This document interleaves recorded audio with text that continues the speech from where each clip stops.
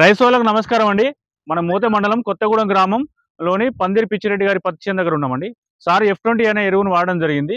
అది ఎప్పుడు తెచ్చారు, ఎలా వాడారు, దాని రిజల్ట్ ఎలా ఉందనేది ఒకసారి సార్ మాట తెలుసుకుందాం. సార్ నమస్తే అండి. నమస్తే అండి. సార్ చెప్పండి సార్, ఎలా ఉంది? మీరు F20 వాడారు కదా, F20 దాని వాడామండి. రిజల్ట్ ఎలా ఉంది మరి రైతులకు ఒకసారి తెలియజేయండి. రిజల్ట్ మంచిగా ఉందండి. సైడ్ సార్ బ్రాంచెస్ బాగా వచ్చేసాయి. 15 రోజులకి వేసి కింద వేసినాము, మంచిగా వచ్చింది. మీరు ఎన్ని ఎకరాలు వేశారు పత్తి? 13 ఎకరాలు వేసాను. మీరు F20 అనేది ఎన్ని ఎకరాలకు వాడారు? 2 ఎకరాలకే వాడాను. ఈ 2 ఎకరాలు వాడారు, ఈ పక్కన వాడలేదు. వాడలేదు. ఏ తేడా ఏం గమనించారు సార్? దానికి గ్రోతింగ్ బాగుంది, సైడ్ బ్రాంచెస్ బాగా వచ్చింది. మనం సూక్ష్మ పోషకాల లోపాలు లేకుండా ఎలాంటి లోపం లేకుండా గమనించారు సార్. F20 అనే ఎరువును మిగతా రైతులు ఏం చెప్తారు? వేసుకోవచ్చండి. వేసుకోవచ్చు, మంచిగా సజెషన్ మంచిగా ఉంది. అవును. ఓకే, చూసారు కదండి.